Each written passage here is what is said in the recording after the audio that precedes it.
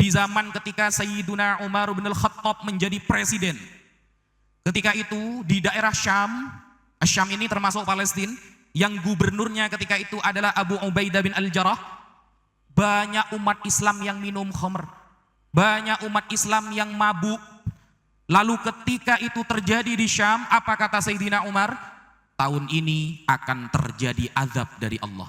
Tahun ini akan terjadi hinaan, kehinaan sehina-hinanya dari Allah Subhanahu wa taala. Ternyata terjadi.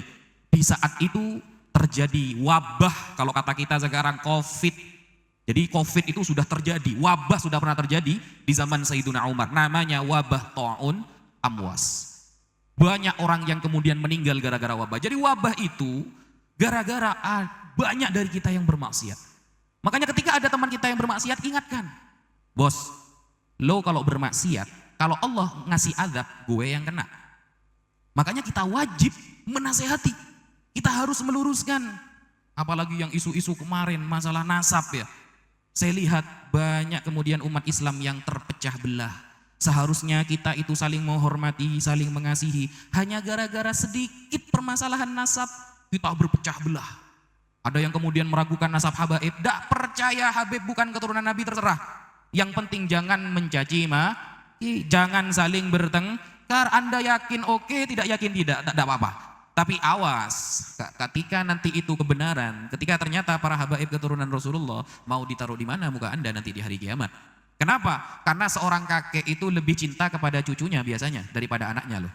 Ingat, kakek itu kalau kepada cucu lebih dari anak. Kakek itu paling sayang kepada cucu. Betul apa tidak, Pak? Anak kalau mau minta sepeda motor disuruh kredit, Pak. Tapi kalau cucu yang minta, kakek itu akan berusaha. Awas kalau sampai beneran ternyata di akhirat para habaib adalah keturunan Rasulullah. Cucu Rasulullah. Nah, itu akan Anda tanggung sendiri nanti akibatnya. Bahkan teman Al-Fakir yang baru mu'allaf beberapa hari lalu, dan bahkan alhamdulillah besok ada 2 orang lagi yang akan mu'allaf masuk kepada Islam dari kalangan umat sebelah. Mereka mengatakan, ini mu'allaf loh. Orang mu'allaf mengatakan begini, Ustaz, itu sekarang rame-rame nasab kenapa Ustaz? Ya biasalah, ada orang yang tidak mengakui bahwa habaib keturunan Nabi. Ini orang mu'allaf mengatakan begini, itu kalau andaikan ternyata di akhirat mereka adalah cucu Nabi, kira-kira apa yang akan Nabi lakukan kepada mereka Ustaz ya? Pasti marah itu katanya. Masa cucunya dihina-hina kayak gitu? Saya aja kalau melihat cucu saya dihina, saya gak terima. Mu'allaf punya pikiran seperti itu. Loh, kita yang beriman bertahun-tahun kadang gak punya pikiran seperti itu, Pak. Nah, sehingga kita datang ke sini tujuannya tidak lain mencari ridho dari Allah dan Nabi Muhammad. Khairukum li ahli min ba'di, kata Nabi. Disebutkan di dalam kitab Al-Majmu'uz Zawaid. Hadisnya hadis hasan, bahwa kata Rasulullah, paling baiknya kalian yang paling baik kepada keluargaku setelah aku mati. Sehingga di dalam sebuah kisah ketika Imam Malik dipukul sampai beliau pingsan oleh Ja'far bin Sulaiman. Ja'far bin Sulaiman cucu Nabi dipukul Imam Malik sampai pingsan. Apa kata Imam Malik? Wallahi, aku halalkan pukulannya. Aku tidak mau melihat ada cucu Nabi masuk neraka hanya gara-gara aku. Imam Malik, Pak, pendiri mazhab Maliki. Imam Ahmad bin Hanbal di dalam kitab Al-Adabus Syar'iyyah wal Minahul Mar'iyah yang ditulis oleh Al-Imam Ibnul Muflih Al-Maqdisi.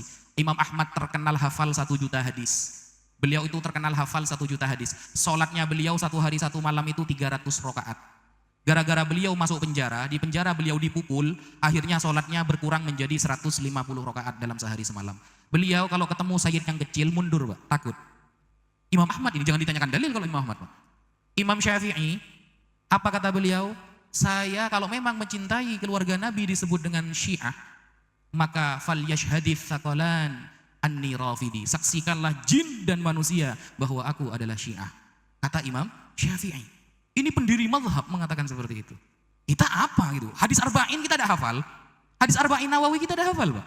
Nahwu sharaf kita kadang masih belum bisa. Baca kitab kita masih lemah. Pemahaman agama masih pas-pasan. Kita sholat masih telat-telat. Wiritan kita gak ada yang istiqomah. Mintanya masuk surga tanpa hisab. Mustahil, guys. Gak bisa. Sulit akan terjadi. Kalau bukan karena pertolongan Nabi Muhammad, maka jangan pernah berharap kita akan diselamatkan oleh Allah nanti di padang mahsyar. Sehingga di dalam qasidah Al-Busiri dikatakan, fa kullu ayin ata ruslul kiramu biha fa innamat tasolat min nurihi bihimi. Bahwa seluruh para nabi Seluruh para nabi dari zaman Nabi Adam sampai Nabi Isa alaihi salam, semuanya tersambung dengan nurnya Nabi Muhammad sallallahu alaihi wasallam. Sering kita dengar bahwa Nabi Muhammad disebut dengan nur. Apakah benar Nabi Muhammad adalah nur? Maka kita katakan dengan tegas, benar. Allah Subhanahu wa taala menyampaikan di dalam surah Al-Maidah ayat ke-15, qad ja'akum minallahi nurun wa kitabum mubin. Telah datang kepada kalian wahai umat Bani Israel, wahai pemegang kitab Injil dan Taurat, telah datang dari Allah untuk kalian nurun. Siapa nurun? Para ulama menyampaikan yang dimaksud dengan nur yang ada dalam surah Al-Maidah ayat ke-15 adalah Nabi Muhammad sallallahu alaihi wasallam. Kenapa Nabi Muhammad disebut dengan nur? Kenapa Nabi Muhammad disebut dengan cahaya? Nur ini artinya cahaya. Al-Imam As-Salihi di dalam kitab Subulul Huda war Rasyad fi sirati khairil ibad menyampaikan, Nabi Muhammad disebut dengan nur karena pertama, liwuduhi amrih, jelasnya urusan Nabi Muhammad di dunia, bahwa beliau diutus oleh Allah melalui malaikat Jibril untuk menyampaikan agama Allah. Yang kedua, wa bayani nubuwatih, dan bahwa Nabi Muhammad disebut dengan nur, disebut dengan cahaya karena beliau adalah seorang nabi. Ingat, tidak ada nabi yang disebutkan di dalam hadis dan Al-Quran sebelum segala sesuatu diciptakan dia telah menjadi nabi. Nabi Muhammad sallallahu alaihi wasallam telah menjadi nabi sebelum segala sesuatu diciptakan. Ketika para sahabat bertanya kepada Rasulullah, mata kutipta nabiyan ya Rasulullah, kapan engkau tercatat menjadi seorang nabi wahai Rasulullah? Maka Rasulullah menjawab, wa Adam bainar ruhi wal jasad. Aku telah menjadi nabi, kata Nabi Muhammad, ketika Adam masih ada di antara roh dan jasad. Dan kapan Nabi Muhammad tertulis, termaktub sebagai nabi terakhir?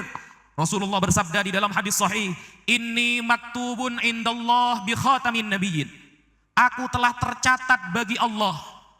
Tercatat sebagai apa? Sebagai nabi terakhir, sebagai pemungkas para nabi. Kapan Nabi Muhammad tercatat sebagai nabi terakhir?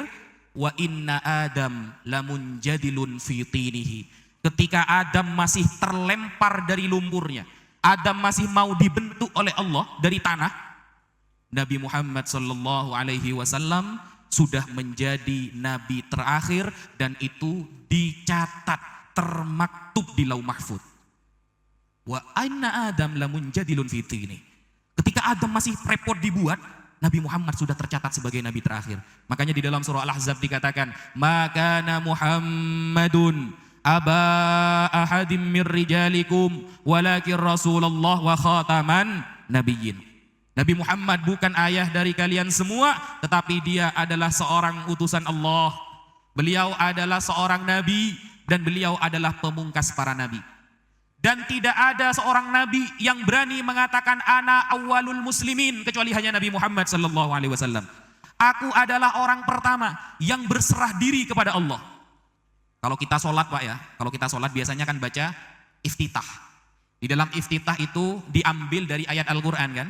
Di dalam iftitah kita menyampaikan, kita berzikir ketika itu, inna sholati wa nusuki wa mahyaya wa mamati lillahi rabbil. Di dalam terusan ayat itu, wa bidzalika umirtu wa ana awwalul muslimin. Aku adalah orang pertama, kata Rasulullah, yang berserah diri langsung kepada Allah. Jadi dulu sebelum semuanya ada, Nabi Muhammad sudah pertama kali berserah diri kepada Allah. Nabi yang lain ada yang mengatakan seperti itu? Tidak ada. Nabi Nuh saja maksimal beliau mengatakan di dalam surah Yunus, wa ana minal muslimin. Aku bagian dari orang-orang yang berserah diri kepada Allah.